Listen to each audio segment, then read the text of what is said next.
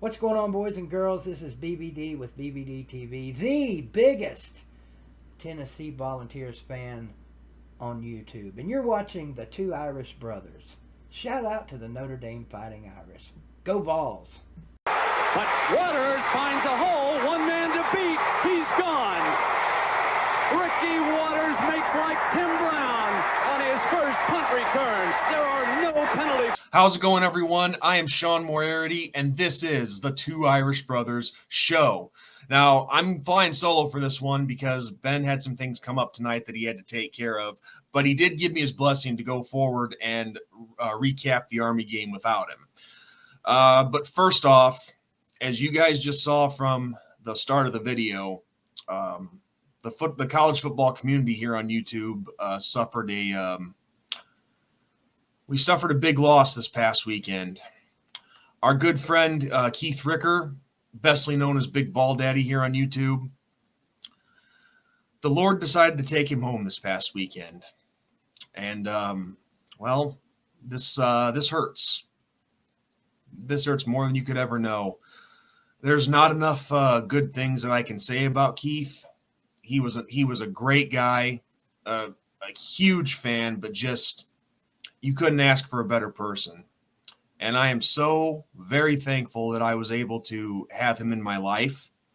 When I started YouTubing 15 years ago, and you hear myself say that, it's crazy that I not only have I been doing this that long, but the fact that I knew him for that long.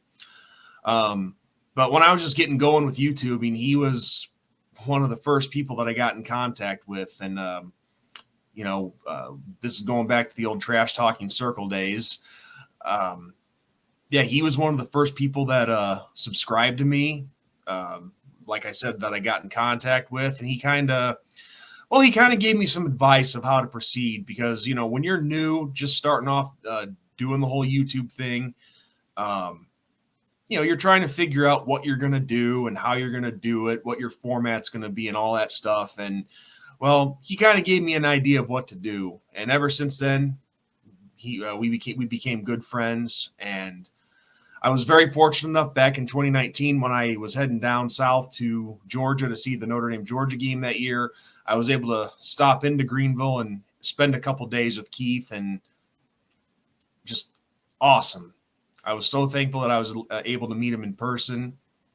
And like I said, you couldn't ask for a better or a nicer guy. He is greatly going to be missed. But I will say this, though, and I don't know if this is inappropriate or if it'll sound selfish at all, but the one thing that I am happy about and that I do rejoice in is knowing the fact that Keith is never going to suffer again, and he's going to go through the rest of eternity with no pain, no suffering, or any of that stuff. And we all knew that he had a lot of health issues, but I'll tell you, that guy fought it to the very end. Last year around, I don't know if it was the same time, but we thought we were going to lose him last year, but he fought through and stayed with us for another year. So, yeah, the guy was a fighter.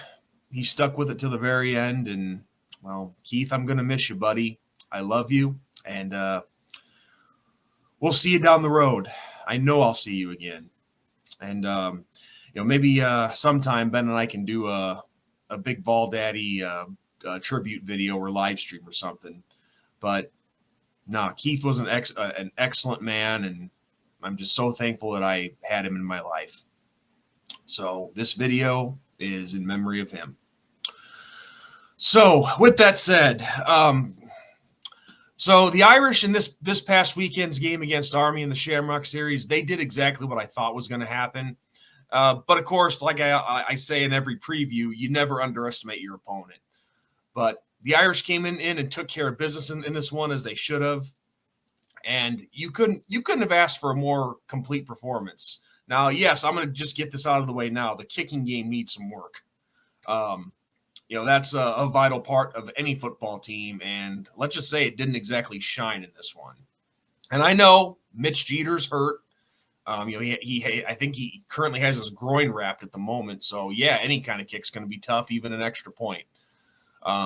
But focusing on the good right now.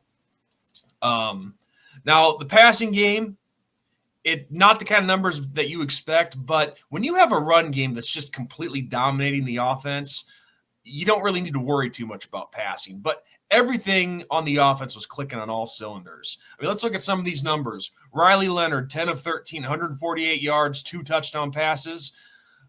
But then let's get into what I was just talking about, the running game. I mean, look at these numbers. Jeremiah Love, the leader, 130 yards on 7 carries, 2 touchdowns. Aeneas Williams, 62 yards, 3 carries, the majority of it coming on that long 58-yard touchdown run. Jadarian Price, 10 carries, 53 yards, 2 touchdowns. And Riley Leonard chipped in 30 yards on 8 carries. So just getting it done on that running game, just absolutely clicking. So, like I said, I'm not going to complain about the passing game too much when you have one facet of your offense that's just dominating. Receiving, Jordan Faison, 46 yards on 2 catches, 1 touchdown. Bo Collins, 37 yards on 4 catches. Chris Mitchell, 28 yards on 1 catch. Mitchell Evans, 25 yards on 2 catches. Jaden Harrison, 20 yards, 2 catches. And then Jeremiah Love had the 1 touchdown reception for 6 yards. So even though the passing game wasn't much, the ball is nicely being spread around to all the receivers. Defensively, just shutting that Army offense down. I mean, yes, you look at Bryson Daly, Army's quarterback. He had a nice day running the ball, 139 yards on 39 attempts and 2 touchdowns. Now you think, oh man, that's phenomenal, which it is, but it took him 39 carries to get that many yards and 2 touchdowns. So really, overall, we shut this Army offense down, and every difference maker came into play on this one. So just everybody on defense, they were helping one another. They were getting the pressure up front. The linebackers were coming in and finishing the job off. The backfield coverage was excellent. Not that, Army passes the ball a lot, because let's see, Daly in the passing game, 4 of 8 for only 26 yards. So need I say more? But this game was just complete domination. The Irish get it done. Move up to 10-1, and we'll just have to see what the rankings play out, how the rankings play out tomorrow night. I think we should definitely be in the 7 or 6 range. That's just my prediction. But if we're higher than that, great. It's just, with this committee, it's hard to tell, because ever since week 2, it seems to be like that's all anybody is focusing on, and just completely ignoring the fact that we've pretty much been dominating ever since week 2. And so, but yeah, the committee can be fickle like that. But really not much else to say in this about this one. It was an all-around complete game by the Irish, with the exception of the kicking game, which, like I said, wasn't really good. We all saw that. But there's no way in hell I'm going to complain about this one when we're getting the job done. But I'll tell you guys something else. It is really crazy that after a very nice win like this, there's people in our fan base that still will find something to complain about. One guy on Twitter, and it's not just this guy in particular. I saw several like this. One guy was actually saying that our defensive line was the weak spot of this team. Are you freaking kidding me?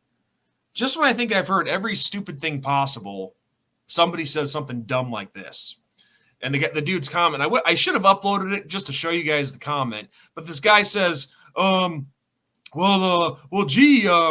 Dame's defensive line sure is weak. Linebackers were helping way too much. Well, what do you expect with an option offense for starters?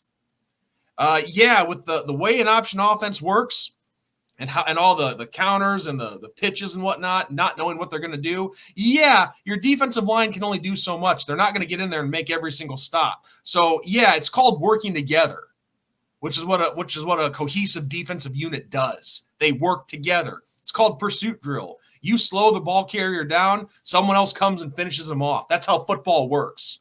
But these stupid people, and listen, I want to say that it's only a sliver of the Notre Dame fan base, like not even a full percentage point that's like this, but still, I'm seeing way too much damn complaining. What more do you want? This is the kind of game that you people ask for. You get it. It's still not good enough. But just that crap drives me crazy. I just don't get it. Just so stupid. But anybody with common sense knows that defensive line was playing great. They were getting the pressure on, slowing the ball carrier down, like I just said, and one of their teammates coming in and finishing things off. So you couldn't ask for a better performance. I mean, yeah, of course, the players themselves will tell you, oh, there's always something they could do better. Well, that's fine. I get it. But they had a really nice performance, and I sure as hell am not going to complain about it. Because, you know, an option team like Army that's just been killing people, and yes, I know what I said in the preview, and I still stand by that, but still, they've been getting it done against the kind of schedule that they have, which they should be getting it done and dominating. Notre Dame did their job on Saturday night and gave this Army team a wake-up call. Nothing against these guys who are going to be serving our country, but on the football field, it's a different story. So with that said, this week is it. We got UFC coming up this Thanksgiving weekend. I'm not sure if they've announced the time of the game yet, if it's going to be prime time or afternoon. You know, they probably didn't. I just didn't see it yet. But this is it. We get it done. We're in the playoffs. There's nothing the committee can do. There's nothing the committee can do to keep us out at that point. So let's not give them a reason to. So with that said, everyone, that's all I have for you. Not much else that can be said. Just a great all-around performance by this Notre Dame football team in the Shamrock series. So proud of the way they played, getting the job done, taking care of business. And with that said, I am Sean Moriarty, and this has been another episode of the Two Irish Brothers Show. So once again, to our friend Keith Ricker, a.k.a. BigVolDaddy, rest in peace and have eternal peace for the rest of time, my friend, and we'll see you on the other side. And also, as we always say every video, good night, God bless, and go Irish!